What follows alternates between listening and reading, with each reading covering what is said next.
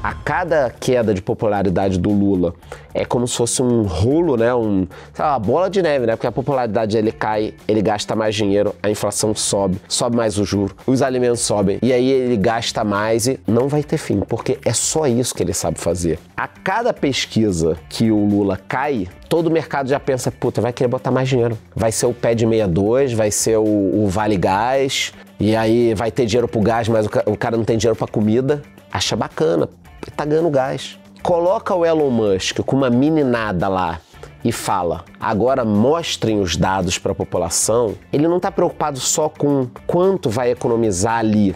Ele está preocupado que o sujeito no Texas, lá no interior, olhe e pense o seguinte, caramba, o meu imposto tá indo para isso, que é meio que o brasileiro já sabe, mas não faz nada. Teve um furacão nos Estados Unidos. Imigrantes ilegais em Nova York estavam recebendo do governo hospedagem grátis em hotéis que custavam $300. Mais um tipo de benefício ali, um cartão, um celular, uma grana por mês. XRP, se bater $8, eu compro o Vasco. Show me the money.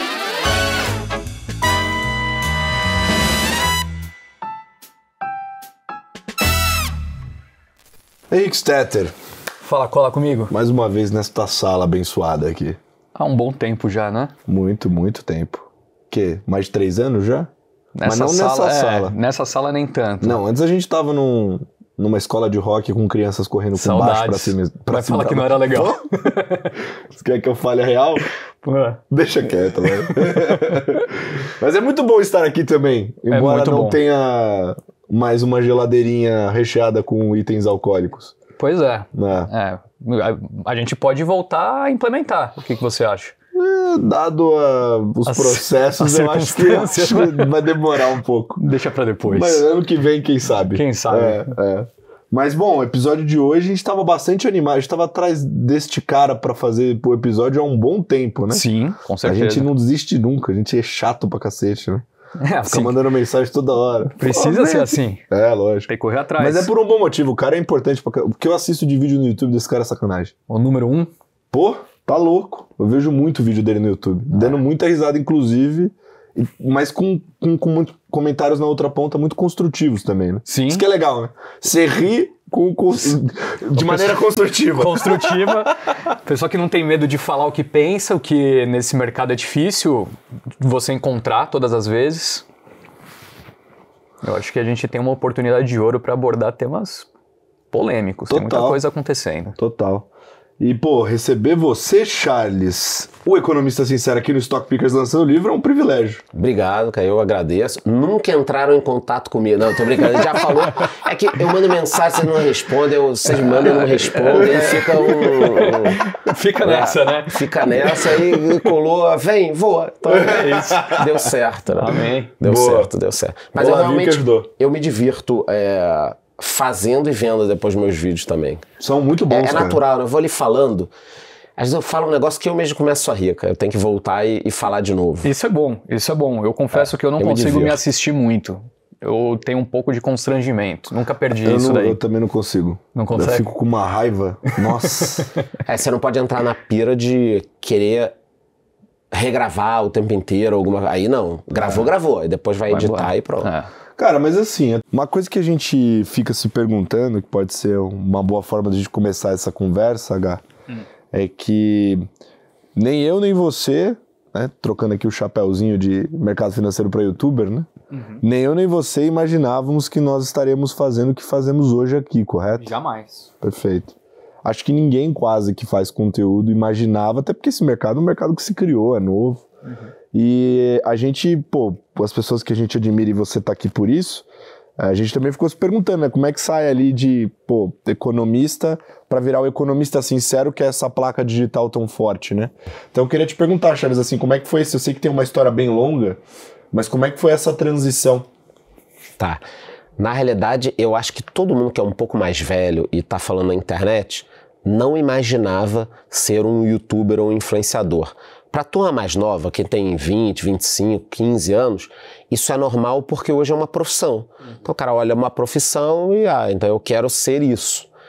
Para quem é mais velho, não tinha muito essa opção. Então eu trabalhei quase 15 anos em FDIC, em mais de um FDIC, depois trabalhei na Coca-Cola, dei aula em faculdade, e aí comecei alguns negócios na internet com um blog, com coisas que não seriam um negócio principal, mas que eu gostava de fazer, era quase um hobby, na verdade era um hobby que foi virando um negócio, e por falar na internet eu comecei a falar também de economia.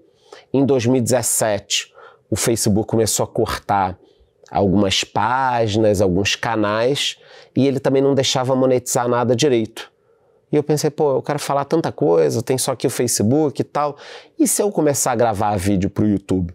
E aí eu comecei a gravar vídeo pro YouTube ali por 2017, 2018, e a coisa foi acontecendo. Demorou um pouco, porque quem entende de YouTube vai saber que você demora até entender, calibrar, entender essas questões de periodicidade, horário, como fazer, técnicas, e aí depois o negócio foi deslanchando. Então, eu não tinha a menor ideia que eu faria isso. Eu sempre fui apaixonado por tecnologia e economia, e hoje eu trabalho com as duas coisas, né? Porque a gente acaba trabalhando com isso.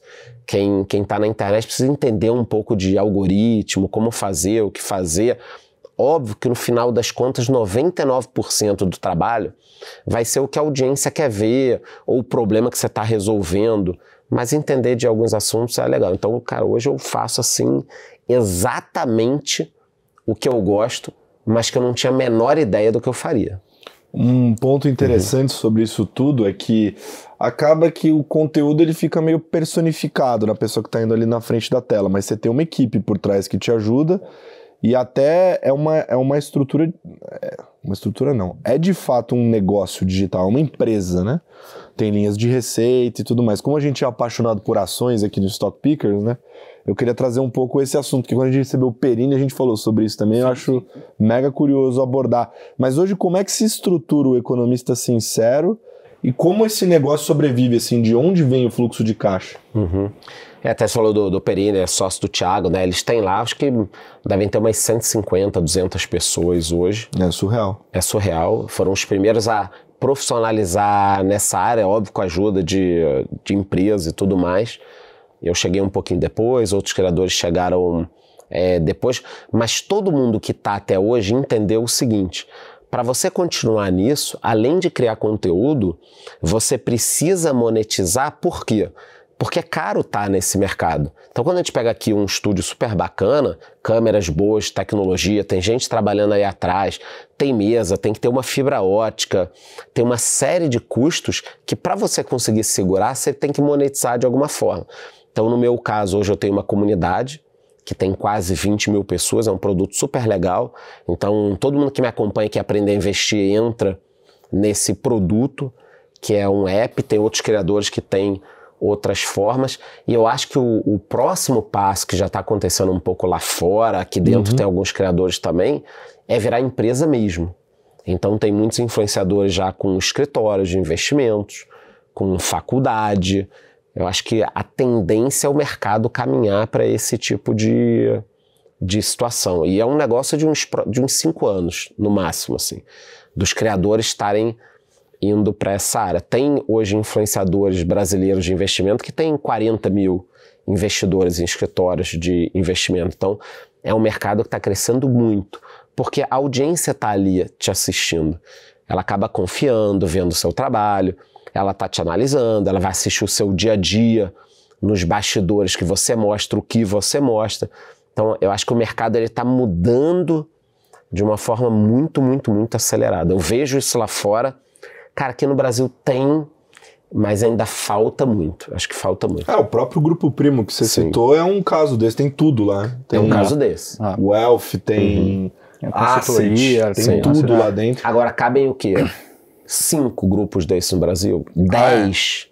Cara, o Brasil é... enorme. Estamos falando de um potencial de investidores 20, 30, 40 milhões de pessoas.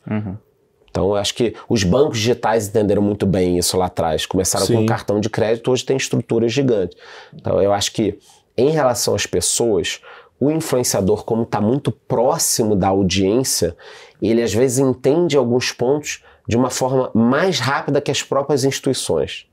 O feedback na ponta, né? Uma dúvida que eu acho que eu até provavelmente sei a resposta, mas a grande maioria das pessoas que acompanham de fora, de longe, esse mundo digital, mundo de youtubers, de criadores de conteúdo, as pessoas acreditam que boa parte da receita que as pessoas, que esses criadores têm, vem do dinheiro que o YouTube paga, né?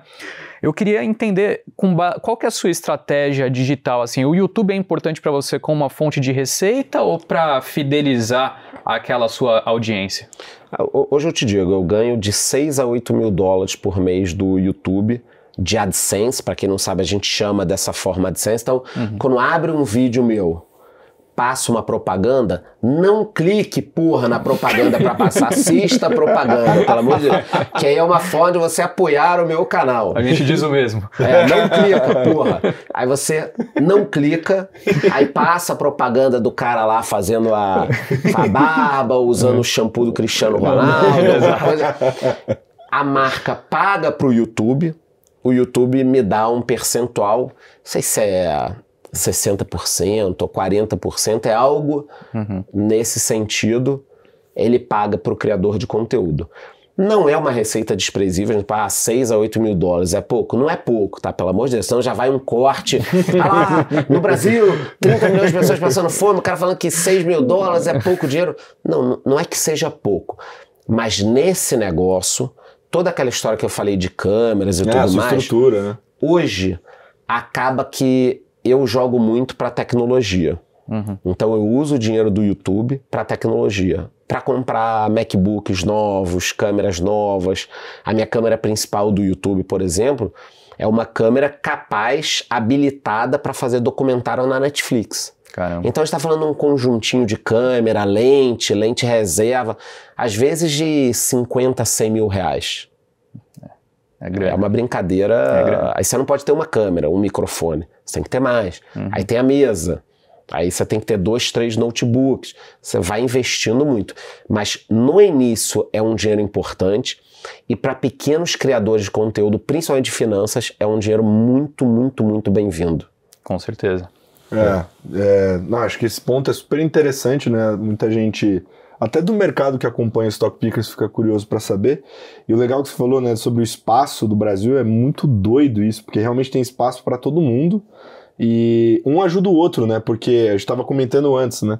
É como se fosse um funil, né? Então imagina que o Charles pega ali o investidor que, tá entrando nesse mundo mais aprofundado, tem interesse, quer começar a investir, ele pega esse investidor e a gente já tá numa parte onde o investidor já tá iniciado, já começou a investir o dinheiro, né? Já tá querendo aprofundar mais, ficar mais técnico. Pra gente, quanto mais Charles estiverem no mercado, melhor. Muito melhor. Porque ele cria audiência pra gente, né? Sem dúvida. Que a gente tá recebendo aqui as principais mentes de investimento do país, toda semana estão aqui, né? Sim. Então, para esse papo, é muito bom ter pessoas como você. Uma curiosidade que eu estava vendo essa semana, saiu uma matéria, depois a turma pode pesquisar, botar aí nos comentários, que as 5 principais emissoras de TV de jornalismo, Jovem Pan, Globo News, CNN, tem mais lá 2 ou 3 emissoras, as 5 principais, eles colocam na matéria outras audiências, mas as 5 principais têm 111.800 espectadores a cada 24 horas, somadas. Então, o que aconteceu nos últimos anos? A audiência da TV aberta e fechada despencou e o público veio para o YouTube, ou foi para o YouTube, a depender de onde você esteja assistindo a gente. Ele foi para o YouTube ou para outros locais. Quer dizer, você tem hoje uma sensação de que as pessoas se informam pela TV, ou pelas emissoras de notícia, mas isso não necessariamente está acontecendo. A audiência caiu muito e ela veio para o YouTube. Então, eles têm 111 mil espectadores a cada dia. Eu, por exemplo, só no meu canal, que é um dos maiores, tem muito mais do que isso, mas a cada 90 dias passam 3,5 milhões de pessoas diferentes no meu canal. Então, olha a importância, eu não estou falando isso a importância do meu canal, eu estou falando a importância desse mercado. Sem dúvida. De influenciadores, de uma TV digital, porque 25% da minha audiência já assiste na TV. Bom, eu vou, aproveitando já esse ensejo todo, e já que a gente recebe aqui diversos economistas, a gente vai fazer perguntas para você a lá Stock Pickers hoje, né? Lógico. Eu vou abrir aqui, Manda uma bala, mais genérica, aí a gente vai puxando a pauta, mas A gente no mercado se acostumou, e você é super ligado nas notícias, sabe, a acordar e dormir escutando: o Trump disse isso, o Trump falou aquilo, o Trump disse isso, o Trump falou aquilo, e o mercado reagindo o tempo todo a essas falas, esses pronunciamentos de Donald Trump e sua tropinha, sua galera ali, né, sua equipe. E, pô, pro Brasil é mega relevante isso, né, porque impacta, entre outras variáveis, por exemplo, o dólar, né. E existe muita polêmica envolvida também com o nome de Donald Trump, porque ele é um cara, do jeito de se pronunciar, ele é muito bélico. Não quer dizer que ele vai ser bélico nas suas ações, mas no pronunciamento, do jeito que ele lida a diplomacia, digamos assim, ele é pé na porta. Ele é pé na porta.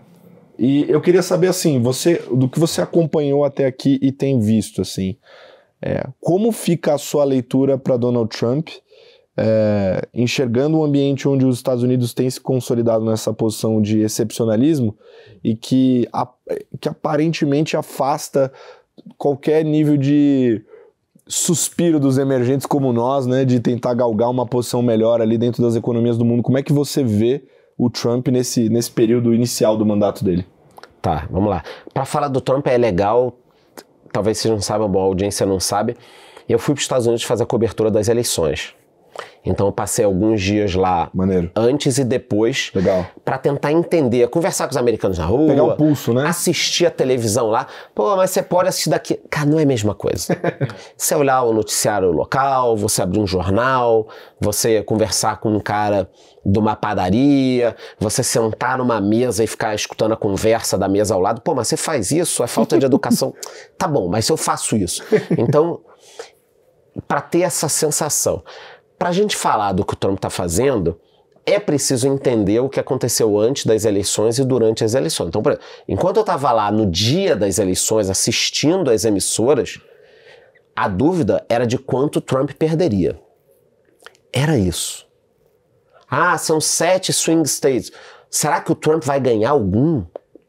Então, existia, por parte da grande maioria da mídia, de muitos analistas, uma sensação de que o Trump perderia. E essa sensação deriva de quê? Do que a gente estava falando antes, da conexão que muita gente perde com a audiência. Você vai se afastando tanto, e as redes sociais têm um lado muito bom, mas tem um lado muito ruim da história das bolhas, que você começa a conviver numa bolha. Então, por exemplo, eu acho que o Vasco da Gama é um grande clube, porque eu convivo com os meus amigos e parentes que torcem pro Vasco. Então, quando eu me afasto disso, pra mim é um choque sentar aqui e de repente falar: cara, eu acho que o Vasco pode ganhar o Brasileirão. Aí vocês dois vão olhar pro outro e falar: cara, tira esse cara daqui. Eu não sei em que realidade ele tá. Aí quando eu volto pro meu churrasco de domingo, tá todo mundo com a camisa do Vasco. O Vasco quase contratou o Neymar. Essa foi a história que eu escutei. Então, quando vocês começam a rir e estão pensando no íntimo, cara, talvez o Vasco até caia para a Série B. Para mim é um choque. Então, as redes sociais criaram essa bolha e o Trump entendeu isso muito bem. Ele entendeu isso muito bem. Não foi ele o primeiro a entender, o primeiro foi o Obama. Quem é mais velho vai lembrar do Yes We Can. Então, o Obama foi o primeiro presidente a ser eleito no mundo das redes sociais. Tanto que quando depois o Trump ganhou, que teve todo aquele escândalo da Cambridge Analytica e tudo mais, um absurdo, o Trump usou os algoritmos. Não, pera lá, cara. O Obama usou muito antes. O Obama foi um gênio digital. Ele foi o primeiro cara no mundo conhecido, no Ocidente pelo menos, a ser eleito com algoritmos e bolhas. E por que eu dei essa volta inteira? Porra, cara, você falou até do Vasco para explicar do que o Trump tá fazendo. Porque o Trump entendeu o que a população queria. E ele, por ser um homem de negócio, também entendeu o seguinte: existem problemas que as pessoas querem que sejam resolvidos, como inflação, só que a resolução do problema não tem nada a ver com o que as pessoas estão pensando. Então o sujeito não quer mais pagar o preço do café também nos Estados Unidos. No caso dos ovos, gripe aviária é diferente, mas os ovos dispararam lá. Mas a inflação também bateu forte e o Trump precisa resolver isso. Como é que você resolve isso? Cara, os Estados Unidos já passou de 100% de dívida PIB. Para você conseguir resolver a dívida PIB americana, você precisa cortar a despesa. Se aqui está subindo, lá o ritmo era totalmente diferente, estava fora de controle. Sei lá, uns 3 ou 4 anos. Ali no meio da pandemia, o controle foi perdido. Então, na minha opinião, parte do pé na porta do Trump é um pouco showman, né? Total. Seja demitido lá, do show dele. E parte é de alguma forma resolver hoje o maior problema americano. Os Estados Unidos gastam demais, dá para gastar demais, mas em 5 a 10 anos isso fica insustentável. Então, na minha cabeça, até algumas coisas de cultura woke e outros problemas, o Trump quer resolver realmente, mas na parte do dinheiro, da administração, todas ou quase todas as medidas dele passam por resolver o problema americano no médio e longo prazo. Se você não reduzir o gasto americano, e aí você começa a ver, pô, o Trump tá ali falando merda na Ucrânia, e tá mesmo em alguns aspectos, querendo tirar um pouco das bases da Europa, de subsidiar algumas ações pelo mundo, cortando agências federais americanas. Tudo isso passa por uma trajetória de dívida americana que é totalmente insustentável e insana, né? Eu lembro do cara olhando ali o teto da dívida americana, bateu em 30 trilhões, congelaram. Aí depois bateu em 31, congelaram, 32, congelaram, 33. Cara, um negócio surreal, estamos falando de trilhão. Então, eu acho que algumas medidas do Trump são para aplacar um pouco, ou dar uma resposta porque as pessoas querem para a população. Ele entendeu o que as pessoas querem, e aí tem a ver também com o Estado entrando muito na vida e tal. Mas muitas medidas não se parecem com a resolução de um problema econômico, mas no íntimo ele está pensando assim, cara, eu tenho um pepino aqui enorme, que caso eu resolva, daqui a 4, 5 anos vai todo mundo estar falando nisso. Já pensou se o Trump inverte a trajetória da dívida americana, resolve um pouco esse problema? Então eu acredito que possa ser um pouco disso. Tem uma outra questão só, H, pegando esse barco.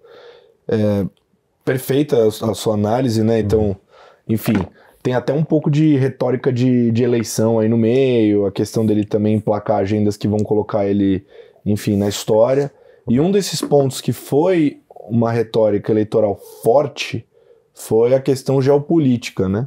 Ele usava inclusive isso para dizer que o antigo governo era fraco, que ele que permitiu que a situação geopolítica no mundo... Esse caos no mundo. Fosse gerado. E é impressionante, a gente ficou até falando aqui, né, olhando o mercado sempre.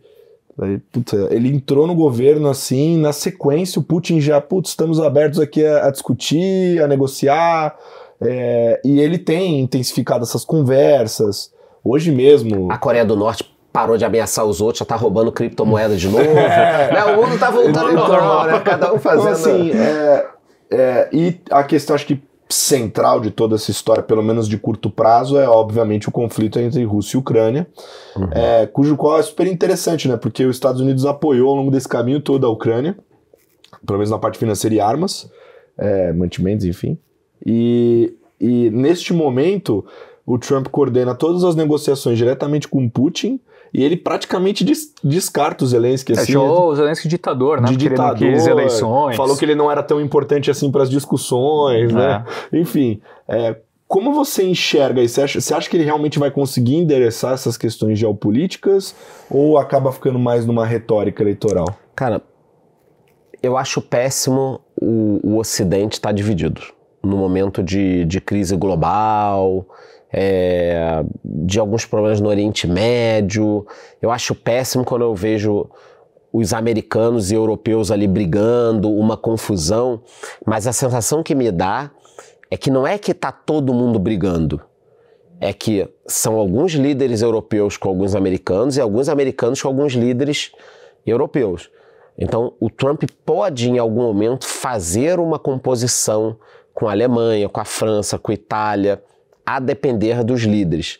Mas acho que nesse momento ele entrou com o pé na porta para tentar acabar com 2 guerras, e tem o problema do Irã, a gente precisa falar disso, que em algum momento vai ter que se resolver da bomba atômica, que eles estão chegando, vai atacar ou não vai, e aí isso pesa em petróleo. Petróleo está ali paradão nos $75, 3 para cima, 3 para baixo, há um tempão. Pô, o mundo está com dificuldade de combater inflação.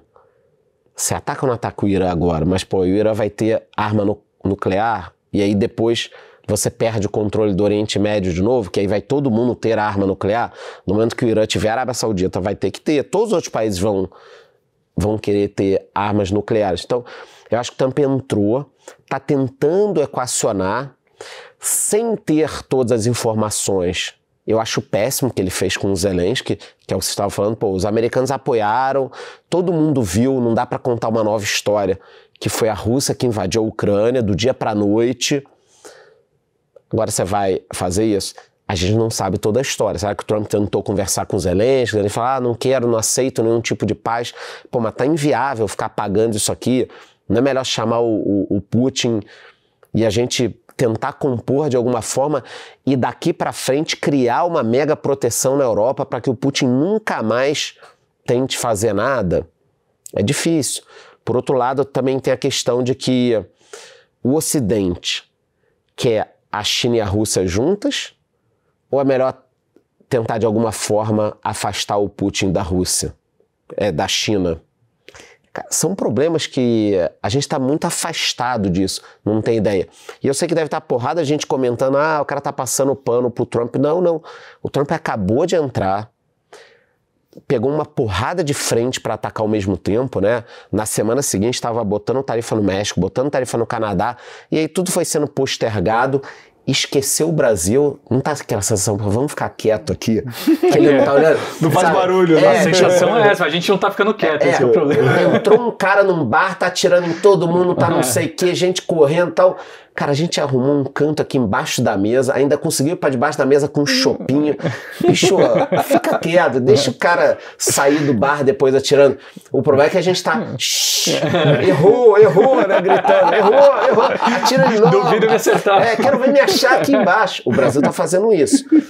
Mas é um negócio complicado. Então, Trump, talvez a gente precise dar... sei lá, 3 meses, 6 meses a mais para entender o que ele está fazendo. A princípio, achei muito ruim o que ele fez com o Zelensky. Agora, se fizer uma paz ali e conseguir de alguma forma não deixar a Rússia estar tão próxima da China, também não sei, é difícil a gente saber o que vai acontecer daqui a 10, 15 anos, quais são os planos em geral do Trump para o mundo ali. Essa história de que a hegemonia americana acabou, o dólar acabou, cara, isso não é ser baba-ovo dos Estados Unidos. É que, no final das contas, tem 2 ou 3 lados no mundo. Você tem que escolher alguém para estar próximo. O Brasil quer estar próximo de quem? Essa é a grande questão. Eu acho que muita gente até não consegue mais... Eu tava ouvindo, acho que era o Goldberg, num outro podcast aí no começo do ano, ele falando que as pessoas que tentam fazer...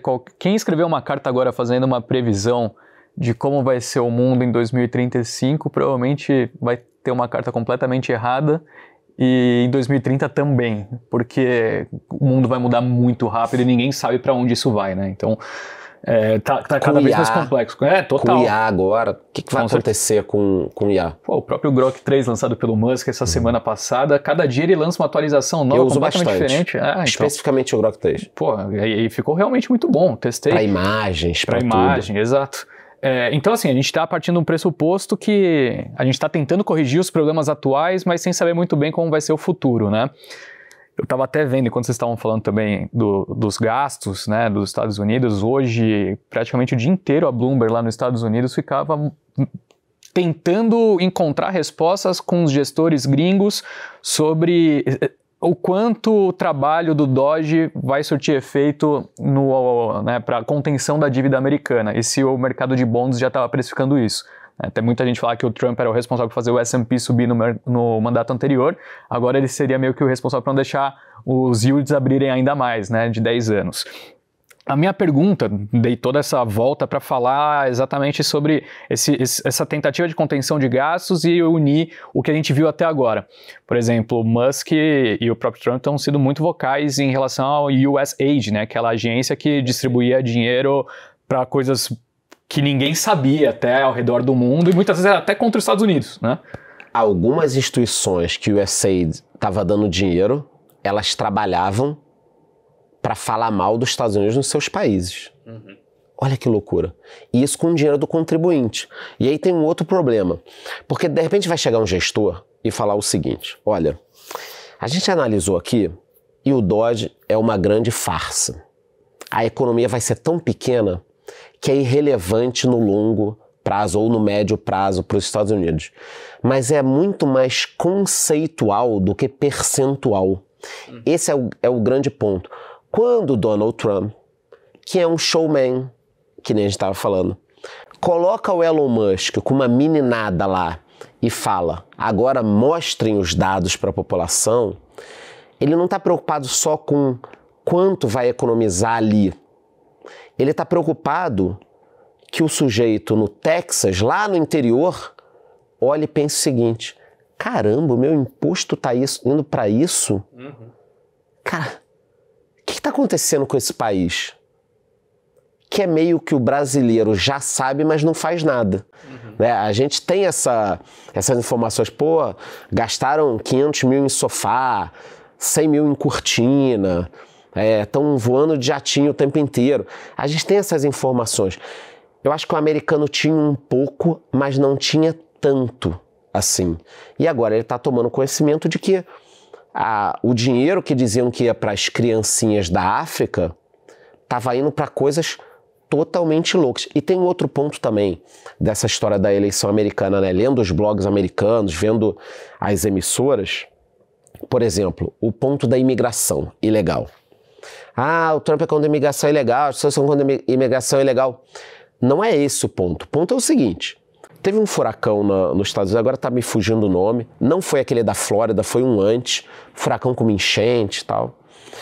E eu vi um vídeo das famílias que tinham perdido tudo, as famílias tinham perdido casa, os bens e tal. O governo deu um cheque de $750 para essas famílias. Então, você perdeu sua casa, perdeu tudo, cara, você contribuiu a vida inteira com os impostos, o governo te deu um cheque de $750. Ao mesmo tempo, em contrapartida, e procure, não acredite em mim, que parece mentira o que eu vou te contar aqui. Imigrantes ilegais em Nova York estavam recebendo do governo hospedagem grátis em hotéis que custavam $300. Mais um tipo de benefício ali, um cartão, um celular, uma grana por mês. Então, você é contra a imigração, você acha que todo mundo tem que morrer no meio do caminho? Não, não é nada disso, cara. Mas vamos parar para pensar o seguinte: o sujeito pagou durante a vida inteira os seus impostos. A família dele, antes ou depois, também está pagando os seus impostos. Aí na hora que você precisa de uma ajuda do governo, cara, bichão, não tem dinheiro, a situação não tá boa, a dívida do país está crescendo. Aí um cara pula o muro, vai para Nova York, fica num hotel, 300 pratas a diária, aí você multiplica por 6, a depender de quando você estiver vendo esse vídeo, tomara que esteja bem menos. Como é que as pessoas se sentem? Você entende por que o Trump ganhou? Sim. Porque que às vezes o cara em Nova York ou em outro lugar votou nele, tu tá pô, Marisco, não gosto desse cara, mas vou votar nele porque eu não aguento mais, aonde vai parar isso? E o USAID é meio que essa história. A cultura woke é meio que essa história. Você de um lado diz que quer ajudar alguém, mas do outro é um bando de gente ali, cara, gastando dinheiro sem resolver problemas. Pega São Francisco, a mesma coisa, Califórnia cheia de problema. Votaram aquela lei que podia assaltar, aí agora já cancelaram. O gasto, São Francisco é o lugar nos Estados Unidos com mais gente na rua, né? O gasto para manter isso do governo é surreal.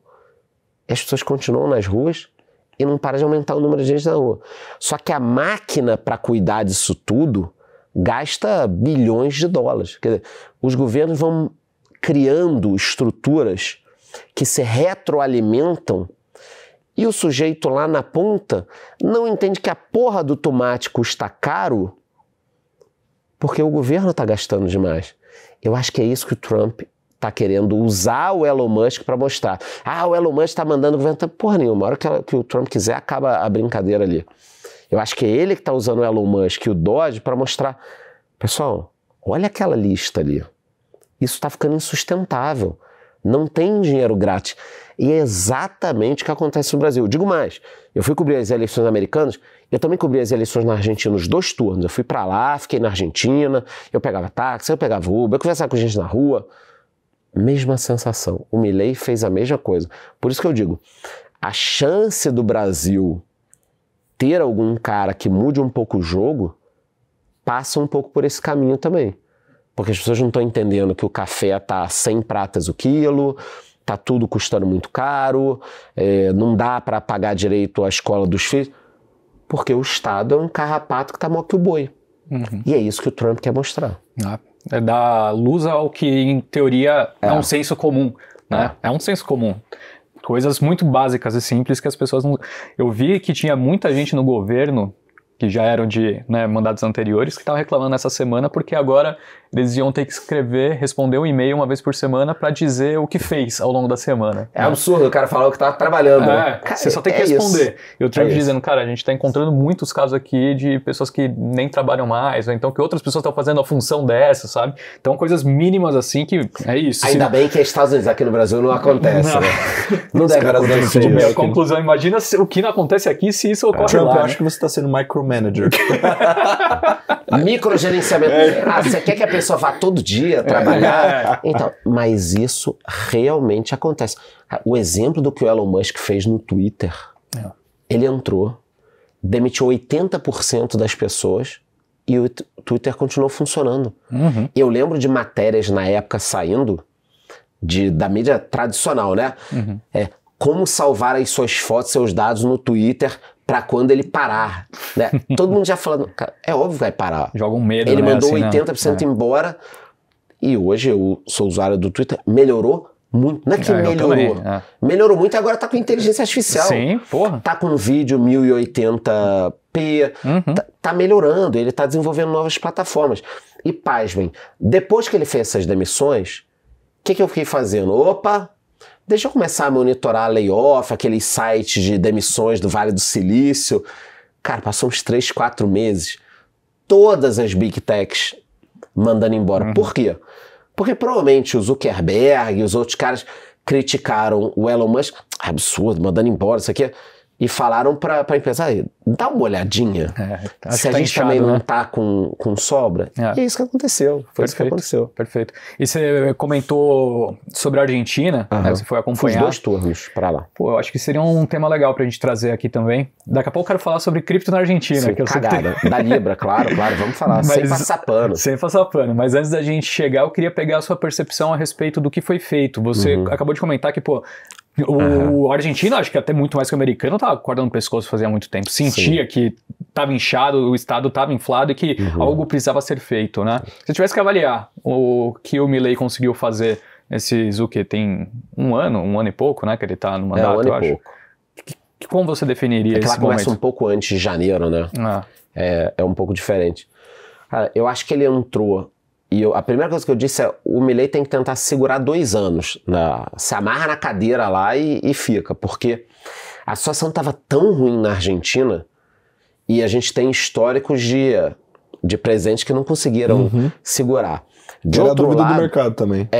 De outro lado, se ele entrasse como Macri, por exemplo, aos poucos eu vou fazendo as medidas. Você não faz. Então o que ele fez? Ele entrou e fez a maior loucura de todas, que precisava ser feito. Soltou o câmbio. Como é que funcionava o câmbio até quando eu fui nesses 2 turnos? Tava ali à beira das eleições e ninguém sabia se ele realmente ia ganhar, o Fernandes ia ganhar. Mas na Argentina a gente tinha o dólar oficial, 300 pesos, o dólar paralelo, que era o blue, 1.000 pesos, e tinha um negócio incrível economicamente, que só o brasileiro vai entender. Caras de outros países não vão entender. Gambiarra. Você tinha o oficial, tinha o paralelo, e naquele período das eleições, estava tão tumultuado e os argentinos não sabiam o que ia acontecer, que você tinha o blue do blue. Então eu quis comprar um dólarzinho ali, não, eu tenho o blue do blue. Era 300 oficial, 1.000 o blue, 1.200 o blue do blue. Porque as pessoas não queriam vender o paralelo. Faltando uma semana, pode ser que esse negócio aqui vá disparar, eu não vou vender. E outros fenômenos do tipo, o sujeito tinha uma loja de computadores. Como é que eu vou vender agora o meu estoque sem saber se na segunda-feira, quando o Milei for eleito ou perder, se não vai ter alguma medida e eu não vou conseguir repor o preço? Então tinha gente querendo gastar todo o dinheiro comprando produtos. Tinham empresas não colocando os produtos. E eu tô falando isso, você não precisa entender o que eu tô falando, mas você tá entendendo o seguinte, caralho, que confusão. Como é que uma economia pode dar certo? Como é que o sujeito tem 2 lojas e vai abrir uma terceira? Como é que se faz um planejamento de uma expansão de uma indústria dessa forma? Aí eu conversei com brasileiros lá que trabalhavam na área financeira de algumas empresas, no comercial. Tinham unidades de empresas internacionais que estavam fechando na Argentina. Eles não conseguiam pagar os fornecedores, você não conseguia fazer o câmbio. Aí tinha o dólar oficial, mas pô, como é que tu consegue o dólar oficial? Eu sou amigo da família do governo, eu consigo oficial, consigo até mais do que 300, 400 dólares. Mas você não consegue. E aí começa um comérciozinho ali, né? Eu compro no oficial, vendo para você no paralelo. Quer dizer, o país passa a gastar energia para sobreviver. É impossível crescer assim. Então o Milei entrou, soltou o câmbio. Eu acho que ele vem acertando também no corte de despesa e tudo mais. Óbvio que teve manifestação. Pô, no segundo mês de governo dele, eu vi matéria em mídias daqui falando que o Milei tinha aumentado enormemente a pobreza na Argentina. Cara, com 1 mês e meio, você não aumenta a pobreza no país. Não, mas é o sistema lutando ali para não perder tudo que eles conseguiram construir de destruidor nos últimos anos. Então, o Trump, eu acho que ele tem um problema que é grande, mas o Milei tinha um problema muito maior, até porque eu também conversei com muita gente que era contra o Milei, e a economia da Argentina ela era muito amarrada. Então, por exemplo, aluguéis. Tinham contratos de aluguéis, tinham regras do governo que você, caso quisesse alugar para alguém um apartamento, você só poderia reajustar depois de 1 ano. Então o cara que não tem um apartamento acha maravilhoso, fala, pô, é isso aí, tem que acabar com essa especulação. Quem tem imóvel tem que locar e tem que arcar com a inflação, não pode ter especulação. A pessoa que não tem conhecimento econômico, ela realmente pensa, do fundo do coração, que você proibir reajuste é uma ótima notícia. Do outro lado, eu conversei com pessoas que tinham imóveis, sabe o que eles estavam fazendo? Não coloca para alugar. Porque ele faz o seguinte, eu não vou colocar o meu imóvel para alugar se eu não sei quanto vai ser a inflação, mas eu sei que eu não vou poder reajustar por 1 ano. Se o sujeito começar a não me pagar, eu não posso tirar ele, porque o governo, cara, amarra de todas as formas que eu não possa tirar. E o que acontecia antes com o preço dos aluguéis? Disparava, não tinha imóvel em estoque. Então a economia também tem essas questões, eu acho que é parte do nosso trabalho aqui, de explicar para o cidadão lá na ponta, que tem que estar preocupado com o negócio dele, com a vida dele, não com a economia, do seguinte, cuidado, cara. Porque às vezes o que estão falando para você que é muito bom, não é. O discurso simplista, normalmente, se você não pensar na segunda derivada, você vai estar sendo enganado, né? Essa lei do inquilinato aí, ela é péssima. É, que de certa maneira dá para fazer até um paralelo com o que muita gente discutia aqui, né? Sobre você travar o preço da gasolina, né? Lembra que tinha aquele debate? É exatamente a mesma coisa. Deu certo na Venezuela, né? É, deu super certo. 90% da indústria da Venezuela não existe mais. Foi fechado. Mas provavelmente se a gente conversar com o cara da Venezuela, mesmo que esteja dificuldade e tudo, ele não vai concordar que ele não tem que pagar centavos na gasolina. Porque na cabeça da pessoa, pô, peraí. Se o petróleo brasileiro é tirado aqui, parte, pequena ou grande ou média, daqui no futuro, é refinado aqui, mas a gente tem condição de mandar para fora, tá? Por que eu vou pagar o preço internacional? Isso não entra na cabeça da pessoa. Ela não entende que a Petrobras precisa dar um lucro absurdo, precisa remunerar de uma forma absurda, porque, por exemplo, se a gente quiser explorar lá em cima a margem equatorial, quanto vai custar? Quanto você tem que queimar de dinheiro para conseguir depois tirar? Você precisa gerar esse fluxo. A PDVSA da Venezuela, que é a Petrobras deles, está quebrada. Aí é um general que manda, é um soldado que manda, e o país produz menos do que antes, com a maior reserva do mundo. Perfeito. Entendeu? E pra quebrar uma empresa dessa, Tem que fazer tem força, que fazer né? força, né? Cara, mas a gente quase conseguiu, hein? Foi a empresa mais endividada do mundo, né? Quase conseguiu. Mais um pouquinho ali, eu acho que a gente conseguiria quebrar a Petrobras. Quebrar, às vezes, não é como as pessoas estão pensando, quebrar de fechar. Quebrar é ter que, por exemplo, reestruturar a dívida. Sim. Né? No sentido de um defozinho. O governo tem que bancar, às vezes. Uma capitalização, ou o governo tem que entrar com um valor muito grande. Não quebrou, mas quebrou. Né? Correio tá meio assim, né? Pois é, grande Correio. Quer pegar a onda aí e falar bem, né? da Libra? Vamos falar da Libra. Bora. Essa, assim, você também é muito conhecido... Falar de cripto. Falar Tô de até cripto, com a minha né? meia aqui, ó, do Bitcoin. No dia de hoje que a gente tá gravando, queda generalizada. Horrível, né? um dos piores dias dos últimos pelo tempos. menos. Total. Me divirto. Tô até vendo, você começou com uma carteira lá de 17 mil, chegou a Sim. bater mais de 500, né? Não, provavelmente ela chegou a bater mais de 500, mas a medição, o dia que eu dei o print foi 494 mil. 494. Eu sei que ela chegou a 500, porque óbvio que eu não ando com a carteira, ficar guardada. No dia que eu peguei, não estava no topo histórico e estava com 494. Então eu sei que chegou a 500, mas fotografado 494. Boa. Começou com 17 mil em 2021. 2021. Sim. Caramba, 4 aninhos. 4 anos. XRP também, eu vi que você estava celebrando bastante movimento recente, né? Que andou pra XRP, caramba. se bater $8, eu compro o Vasco. Agora entrou em recuperação judicial. Tá melhor Pô, agora. Tá mais fácil. agora Se bater 8, eu compro o Vasco, é um ótimo trigger de stop game, cara. E eu queria até aproveitar aqui, só deixar um pedido para se alguém quiser entrar nesse movimento comigo, como vai estar em recuperação judicial, se a gente não podia fazer um movimento que times em recuperação judicial poderiam ter uma proteção da CBF para não cair por 5 anos. Não cair por 5? Eu acho que é discutível. Podemos refletir sobre. Quem concorda, vota aí. Vai ter de gente pedindo recuperação judicial anyway. Nossa, é a oportunidade que faltava. Mas vamos falar do Milei? Porque senão vamos falar que eu tô passando pano e não quero falar. E eu já disse. O que aconteceu? Do nada, o Milei tweetou sobre uma cripto. Assim como o Trump tinha feito, né? Assim como o Trump tinha feito e tal. Aí, nesse ponto, já pega aqui uma observação, né? Muitos presidentes confundem, na minha opinião, essa proximidade com as pessoas, essa informalidade que a gente tem com o cargo. E isso é uma cagada. Isso ainda vai dar um impeachment no mundo para alguém.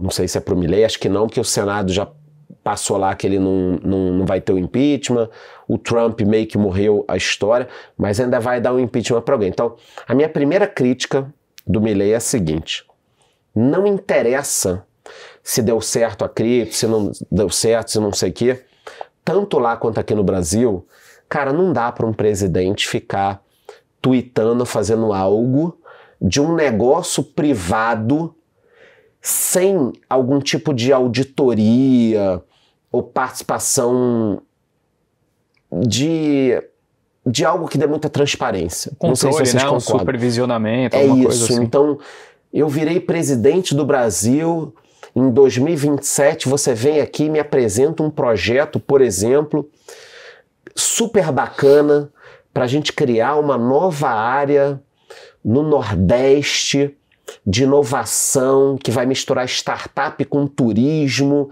e vai gerar 1 milhão de empregos. Eu posso achar genial, mas eu não posso compartilhar nas minhas redes.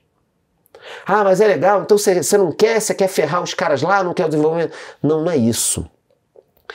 É que, por exemplo, ao fazer um compartilhamento, quem garante que você não está bem intencionado? Eu não estou.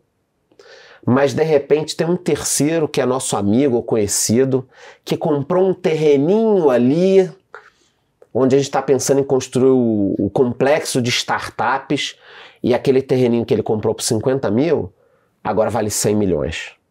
Quem garante que isso não aconteceu? Só tem uma coisa que garante. Cara, um processo muito transparente. E eu acho que nisso o Milei errou. Minha opinião pessoal, Não acho que ele levou dinheiro compartilhando olha, tem um projeto aqui que quer captar dinheiro para melhorar o ecossistema argentino de tecnologia. Eu acho que alguém contou uma história para ele. Pode ser que no entorno tenha gente que recebeu dinheiro? Acredito que sim. Ele botou 1 milhão no bolso, 2 milhões, nesse momento que ele pegou a Argentina quebrada. Tem que ser muito burro, e tá né? consertando. Cara, eu particularmente não acredito. Amanhã apareceu uma mensagem dele recebendo 15 bitcoins numa carteira e tal. Cara, tem que se ferrar, prisão perpétua. Ele não tá estragando só a Argentina, ele tá estragando um modelo que pode dar certo no mundo, que é o de reduzir o tamanho do Estado para que as pessoas possam respirar de novo. Então, eu não acho que ele recebeu dinheiro para compartilhar, mas eu acho que um presidente, não digo nem só presidente, governador, ministro, né?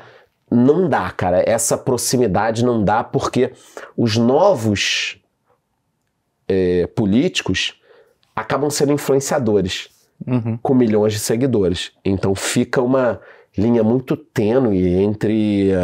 imagina um Nicolas da vida, que é um político e influenciador gigantesco. Cara, se ele falar de uma criptomoeda na internet, em um dia, quantos novos investidores entram? 100 mil pessoas? Com certeza. 200 mil pessoas? Então, precisa ter uma transparência absurda. Tipo, você me fala desse projeto no Nordeste, sei lá, a gente tem que procurar uma instituição que vá intermediar isso, trabalhar de forma que, na hora que eu for compartilhar, pessoal, tem esse projeto aqui.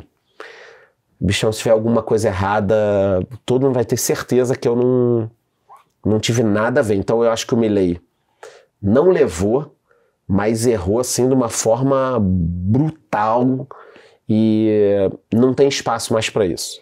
Não tem espaço. E o resultado de tudo isso foi bem ruim, né? Porque, assim, tirando esse lado que a gente acabou de discutir aqui, mas para o segmento cripto, para todo mundo que estava ali negociando, foi muito complicado, principalmente na Solana, né? Você vê, a Solana voltou para $130, teve um semi-golpe na do Trump, que não foi um golpe exatamente ali, mas destruiu a liquidez do mercado. Depois veio a da mulher do Trump, que não fez tanto preço assim, mas ajudou a prejudicar. E aí problema o no mercado final, hoje né? que a gente tem um excesso de cripto.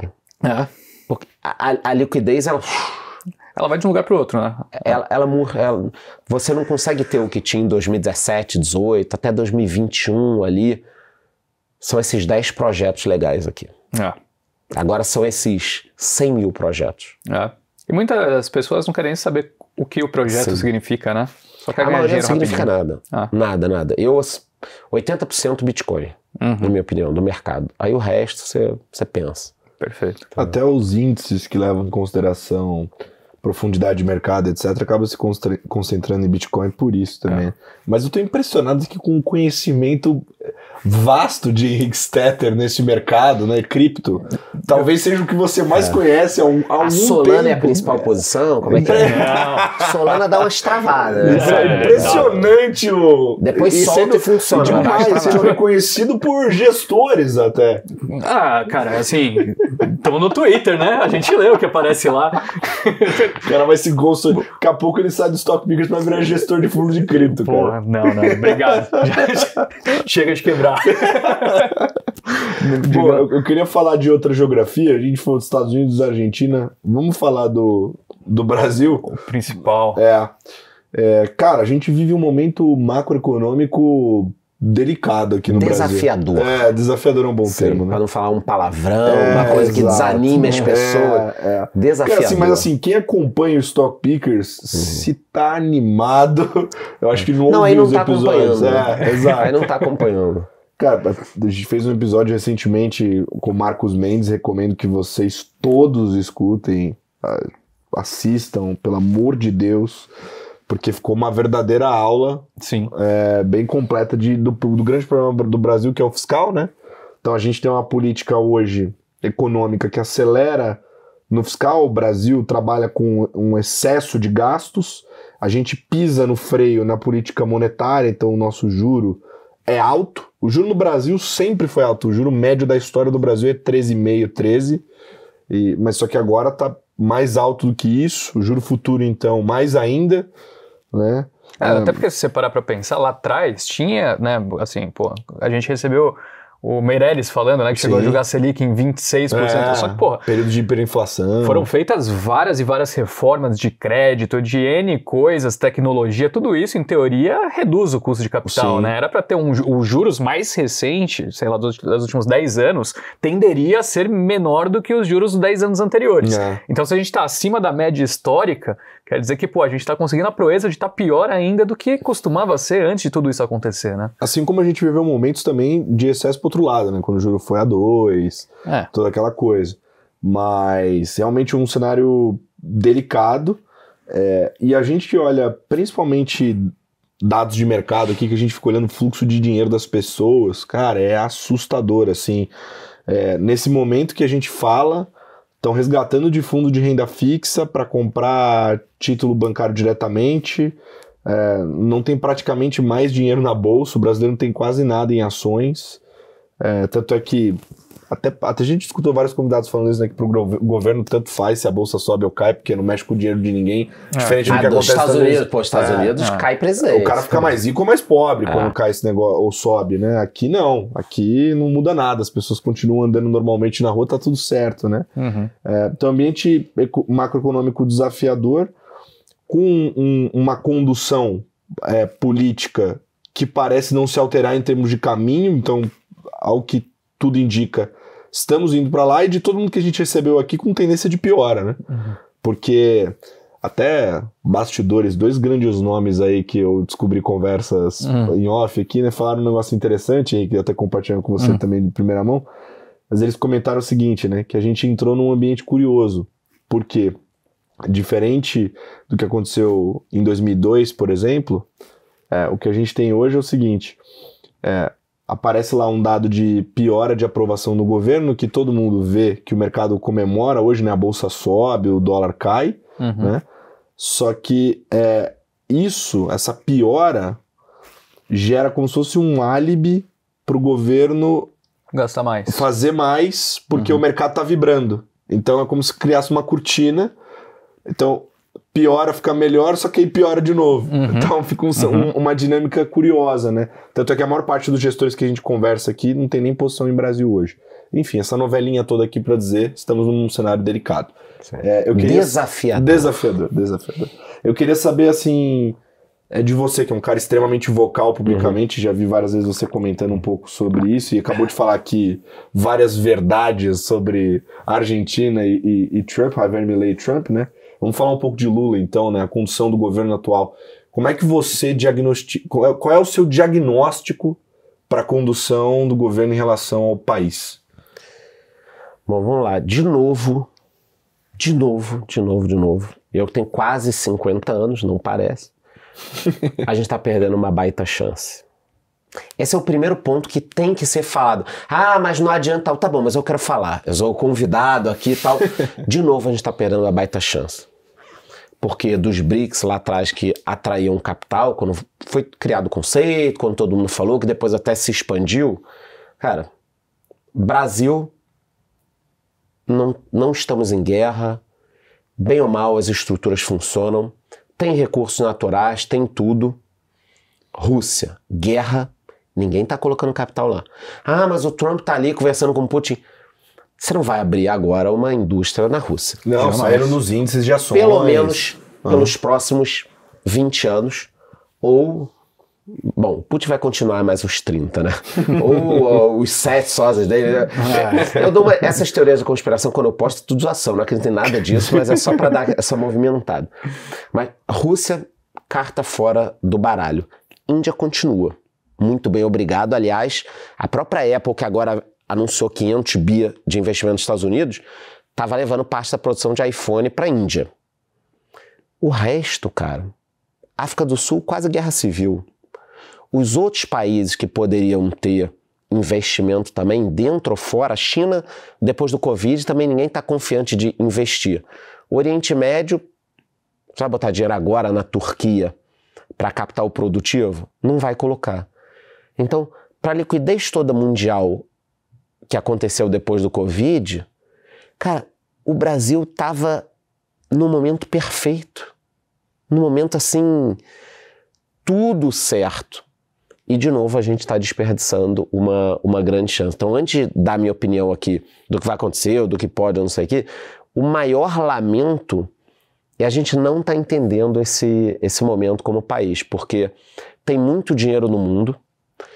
Caso o juro americano comece a cair, vai ter mais dinheiro no mundo ainda. Aí o Brasil tem tudo que o capital precisa. Gente demais, estrutura enorme, um mundo de necessidades.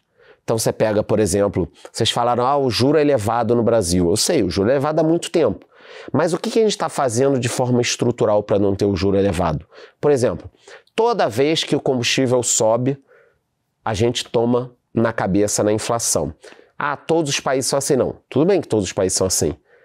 Mas o Brasil tem 70% de transporte rodoviário. É tudo nas costas do diesel.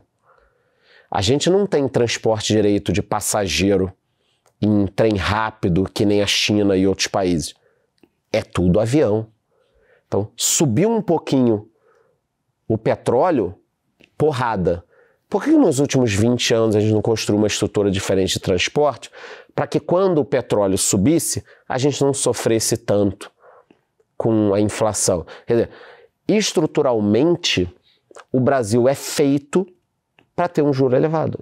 Não teve nenhum governo ou governos que trabalharam para o seguinte, olha, a gente vai ficar 10 anos construindo ou trabalhando para que nos próximos 10 o juro caia.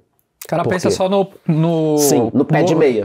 O governo dele, né? O resultado do dia seguinte. No governo dele. Não faz sentido estruturalmente para eles. A situação do Brasil, na minha opinião, a gente perdeu uma oportunidade, tá ok e pronto. Sobre popularidade, eu concordo totalmente, vocês disseram. A cada pesquisa que o Lula cai, todo o mercado já pensa, puta, vai querer botar mais dinheiro. Vai ser o pé de 62, vai ser o Vale Gás, e aí vai ter dinheiro pro gás, mas o cara não tem dinheiro pra comida, mas o Lula tá dando o Vale Gás, ninguém faz a conta. E voltando à história da Argentina, o cidadão comum acha bacana, ele tá ganhando gás. Ele tá ganhando gás, tá ganhando alguma coisa, e a conta ela vai ficando tão grande que a inflação sobe e o juro sobe. Mas o cidadão comum é impossível ele fazer essa conta. E na verdade o próprio governo do PT nesses últimos 20 e poucos anos, comandos, botar o Fernando Henrique para trás, então mais tempo ainda, ele trabalha a educação para o cara não ter esse tipo de educação.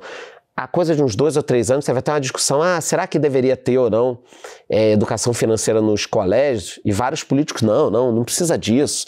Pô, tem muita coisa para ver antes da educação financeira. Eu falo, claro, porque isso poderia ser o grande estopim poderia resolver o problema das finanças no Brasil. Então, eu acho que no momento o Brasil está perdendo uma baita oportunidade.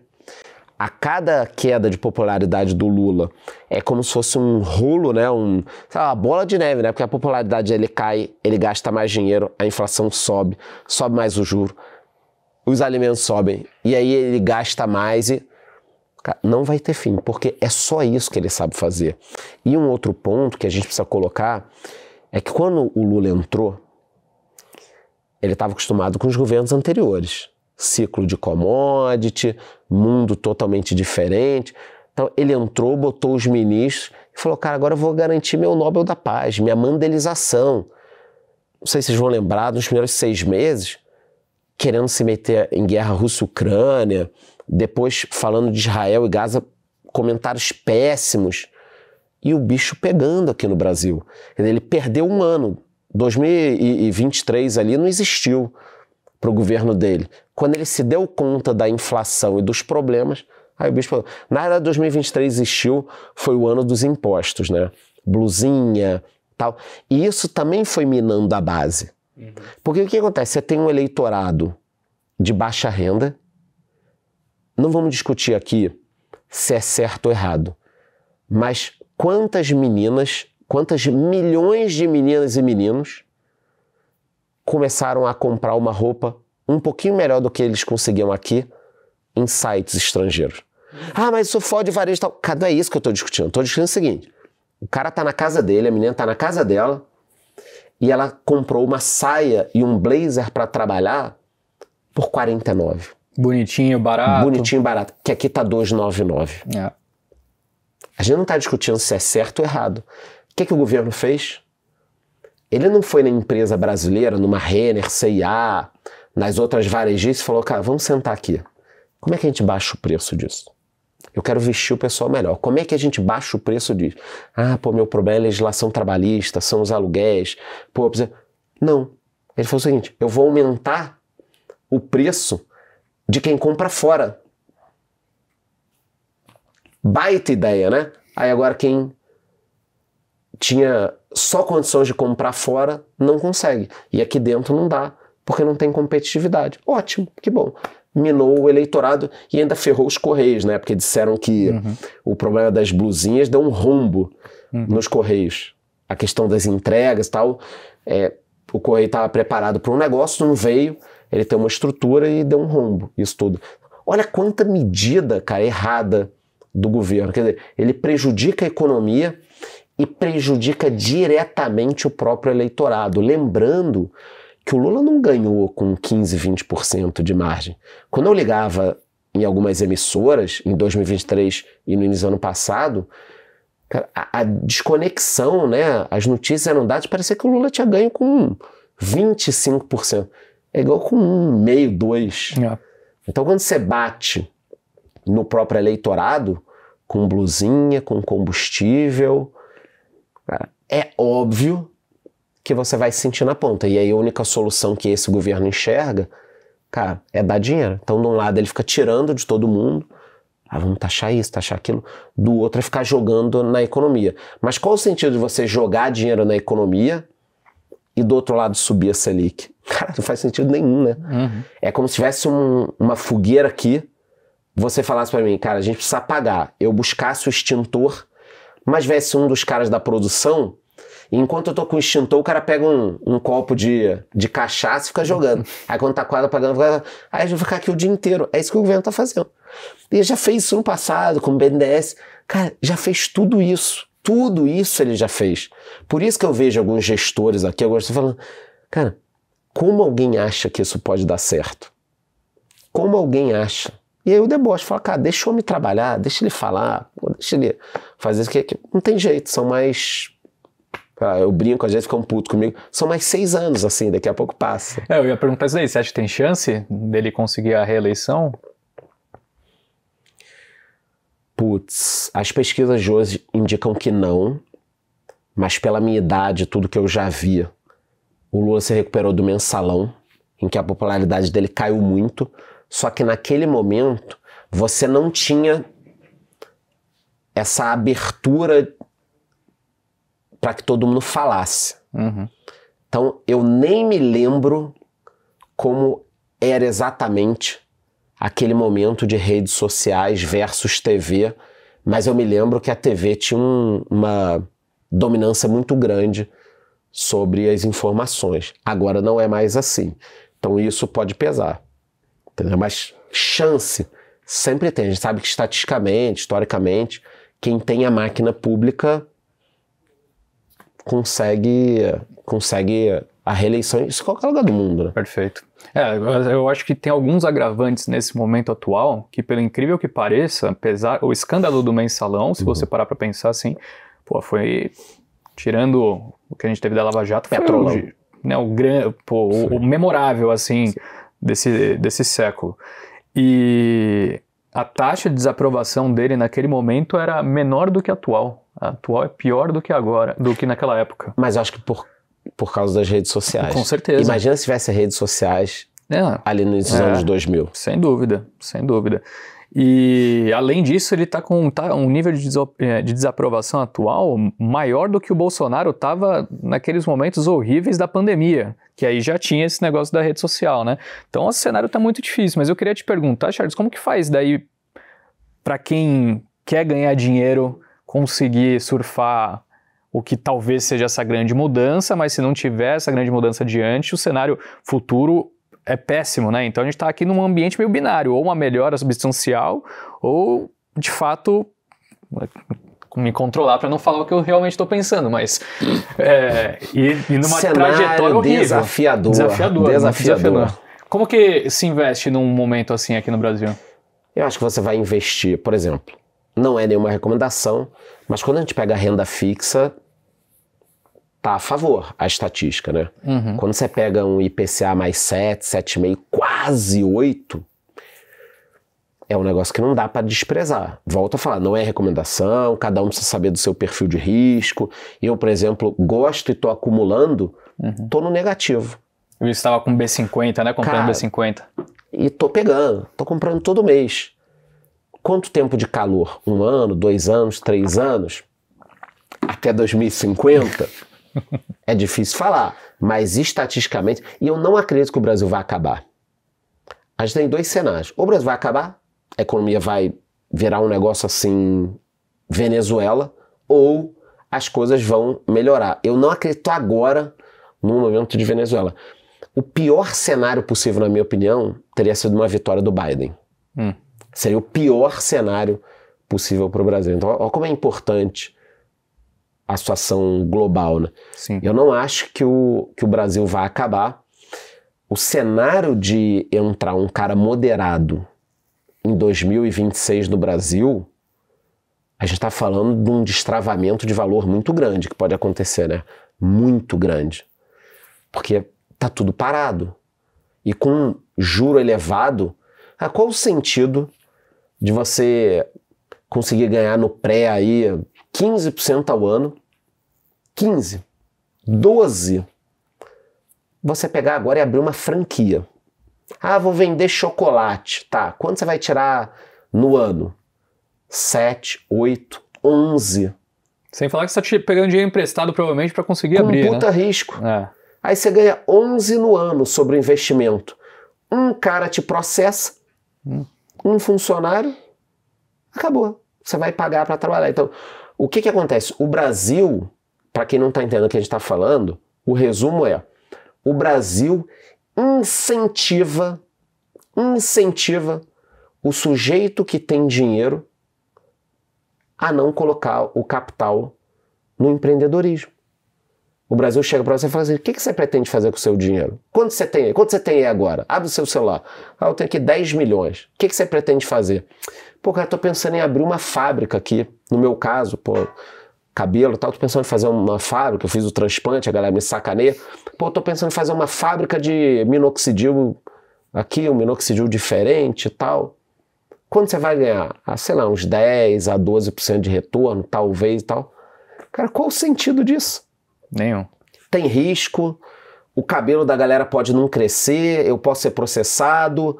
Aí quando o meu caminhão for entregar a carga no Rio de Janeiro, o que vai acontecer do caminhãozinho com o negócio? Vai ser assaltado. Tombou na estrada. Todo mundo vai saquear, vai estar todo mundo cabeludo com os meus produtos, meu dinheiro.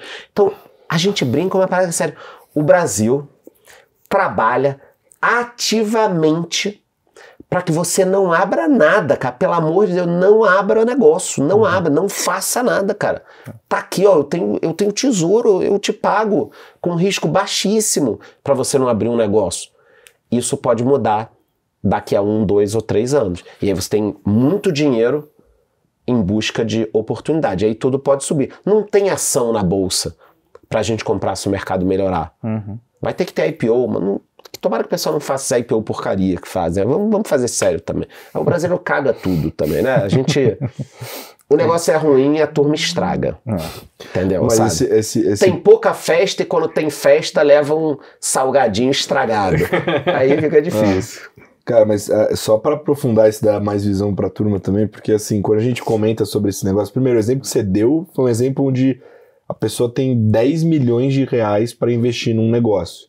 Que não é a realidade comum, né? Normalmente o empreendedor não tem o caixa, não tem o dinheiro, ele precisa se alavancar, precisa se capitalizar, ou para fundar, ou seja, o cara tá com uma planilha na mão, ou para crescer o negócio, né? E agora eu sou banqueiro, né, amigão?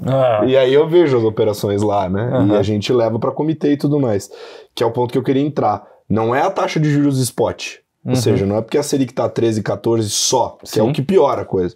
O ROI da operação, para eu emprestar o dinheiro, precisa ser altíssimo para justificar, porque dependendo do banco, dependendo da instituição, você capta dinheiro a 100% CDI, Ou seja, você capta o dinheiro a Selic. Então você precisa remunerar o seu dinheiro acima. Acima, claro. Para justificar o seu empréstimo. Então o ROI da sua operação tem que ser 20, 30, sei lá quantos por cento para justificar você emprestar o dinheiro. Imagina quanto que tem que dar a operação de quem pegou o dinheiro. Sim. Para pagar o custo de capital. Foi nesse mercado que eu trabalhei quase 15 anos, em algumas empresas. O brasileiro hoje, a Selic é abracadabra, é pirlim-pim-pim. Isso eu falo muito no meu canal.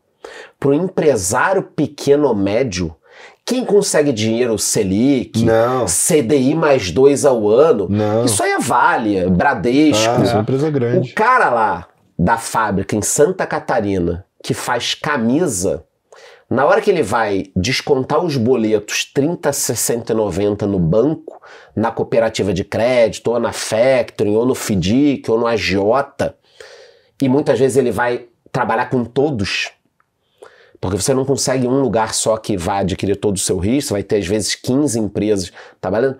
O sujeito da empresa comum, ele está pagando 30, 35 ao ano de juro. Não existe essa Selic. Não adianta você chegar no banco e falar, eu queria dinheiro para comprar uma máquina, eu queria pagar minha folha, eu queria antecipar recebíveis para pagar minha folha. Eu tô vendo aqui no meu celular, eu tô vendo no Google, imagina que eu chego lá no Bradesco, no Itaú, na Sicredi, sei lá, chego para você e falo, olha, eu quero pagar minha folha aqui. E eu tenho meus cartões de crédito, tudo para antecipar contigo. Eu tô vendo no Google, eu tô vendo no UOL, que a taxa de juros é 12. Sabe o que o cara do banco vai falar? Então pega o dinheiro no UOL, porra. Aqui não é 12, aqui é 25. Essa é a realidade do empresário brasileiro. Então, ainda tem isso que as pessoas não sabem. O juro é X, o juro para você pegar é, cara, X mais 10 ao ano. Por aí. Por aí. É isso. Então ainda tem esse ponto da realidade dos empresários. Se tiver algum empresário aí, coloca nos comentários a taxa aí. Quanto é que é pra você pegar um dinheiro no FDIC, descontar seus recebíveis lá no Safra, isso no sem Bradesco? dizer que quando você olha, por exemplo, no mercado americano, tem estrutura de capital para todos os estágios da empresa. Ou seja, desde o cara ter um negócio só na planilha, e aí todo estágio de maturação tem, tipo, fundo de investimento dedicado para alocar dinheiro nesse estágio de maturação da empresa. Não, smart money. O cara te empresta o dinheiro e fala, e você tá precisando de uma ajuda? É isso. Aqui o cara te empresta o dinheiro e fala, olha, cara... Se vira aí pra pagar. Se não pagar... Eu preciso também, eu tô ferrado aqui também. Se não pagar, você vai entrar numa linha aqui que... É uma fórmula, né? Toda uma estrutura que trava e é difícil você conseguir imaginar como... Porque se a gente voltar para o último episódio, a gente pegou do ponto de vista político, né? Sim. E lembra que a gente saiu aqui quase chorando do programa. O Marcos Mendes explicando assim como que o mundo político é todo amarrado e qualquer tipo de movimento é quase impossível de destravar, quantidade de lobby, etc. E a gente está vendo você trazendo a sua experiência, né, nesse mundo de crédito, de certa forma, tão similar quanto. Então, fica difícil entender como a gente consegue sair disso, mas ao mesmo tempo eu começo a pensar, porra, a gente não precisa fazer muita coisa para ver o mercado andar, né? Porque se a gente tá amarrado pelo pescoço, pelos braços, só de soltar um pouquinho aqui o que estava amarrando lá atrás, só de eu conseguir mexer meu braço, já é uma sensação muito melhor. E eu acho que os dados que a gente viu do mercado brasileiro quando a gente teve episódio com o pessoal da Alpha aqui, foi realmente muito impressionante, assim. Ninguém tem capital alocado em Brasil, nem mesmo os gestores brasileiros, o investidor de varejo também praticamente não tem. Você comentou que um dos trades que você tem feito ali realmente tem sido comprar essa B50, né, uma duration grande. No ponto de vista de fundos imobiliários e de ações, tô comprando. Você tem uma estratégia parecida? Tenho, mas o que acontece é o seguinte, é uma fila que você faz, né? Primeiro eu não invisto só num ativo, eu não gosto de ter um ativo, e eu tenho um trabalho de educação financeira que eu preciso ensinar sobre praticamente todos os ativos para as pessoas. O que eu não ensino? operações complexas ou perigosas. Ah, então você não sabe? Não, eu até sei, muitas eu não sei também. Mas não faz sentido eu ensinar para todo mundo, o cara, a investir em opções, comprar opção a seco, fazer day trade. Não é o que eu faço, eu acredito no investimento de longo prazo.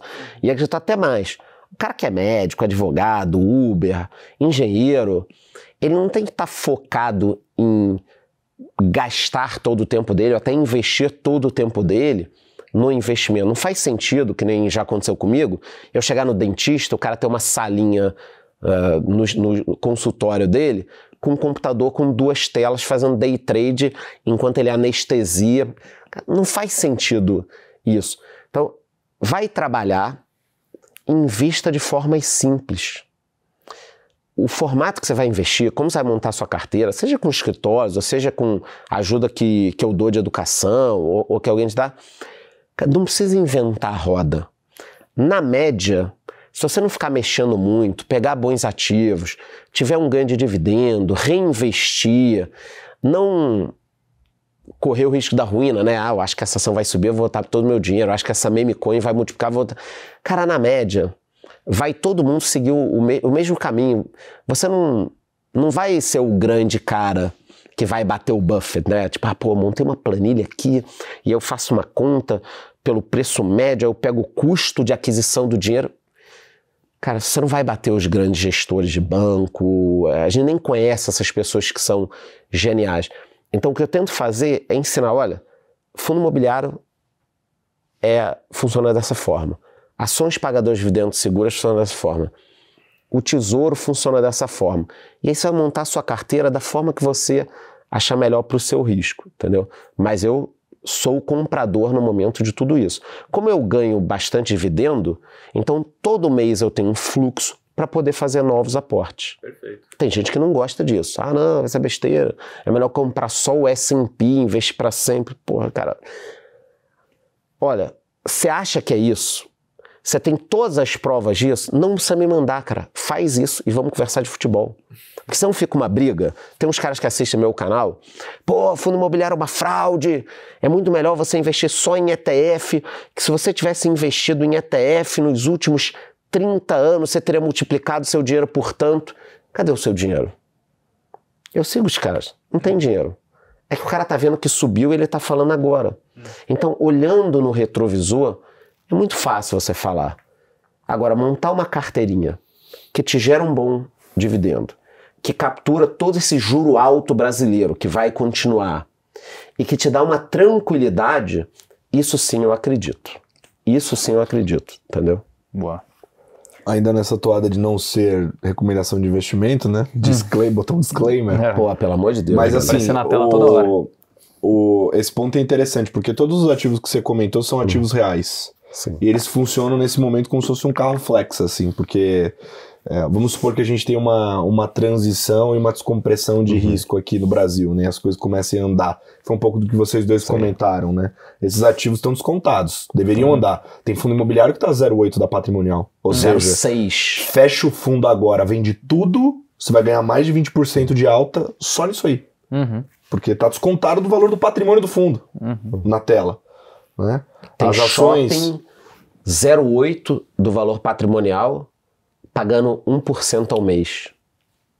1% isento de dividendos ainda. Espero que o Haddad esteja ocupado, não assista esse episódio. Cuidado. Isso é um Ele tipo vai de lembrar, qualidade, né? Puta, tem esse negócio do dividendo lá, vai ligar pra equipe, pô, precisamos ver melhor nem isso. falar. Deixa em off.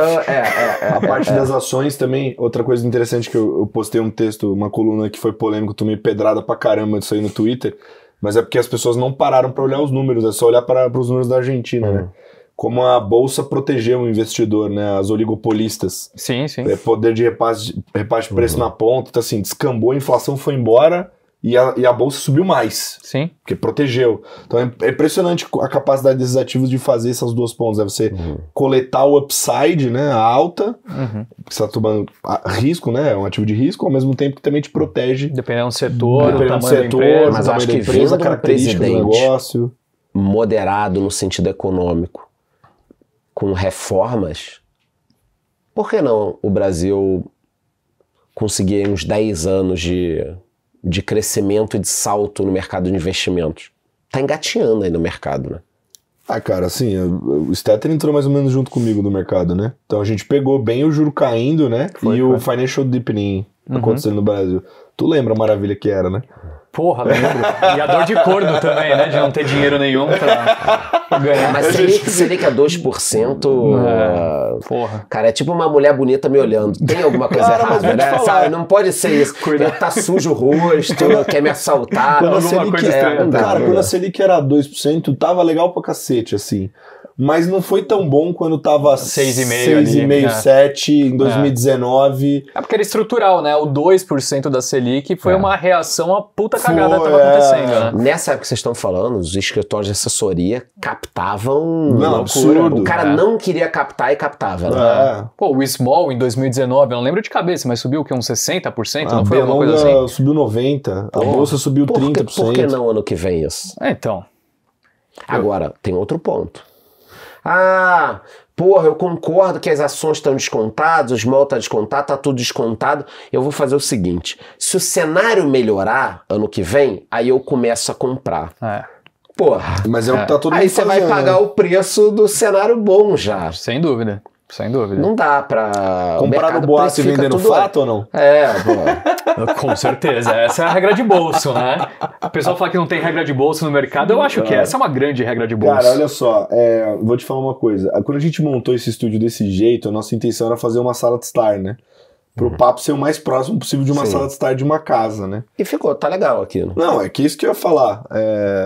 Esse episódio foi 100% isso, Foi. porque é só pra te explicar, a gente cagou pra pauta faz um tempo. Já faz um tempo. Faz um tempo, a gente cagou pro tempo do programa, a gente Também. cagou pra tudo. É, a gente tava com uma regra de 1 hora Não, de mas tem programa, uns já até 15 quase minutos. 2. Tem 15 que a gente começou, né? Mas eu vou dizer, tem esse mais. eu acho que é o grande objetivo de qualquer episódio de podcast, né? É conversa legítima mesmo. Claro, Então, sem pô, eu dúvida. queria te agradecer. Imagina porque na época realmente- das eleições e tudo mais. Vocês têm que fazer uma semana, pelo menos, né, de programa. Todo dia. Todo dia, ao vivo. todo dia. Todo dia. Que conselho você daria pro Stock Pickers pra gente matar?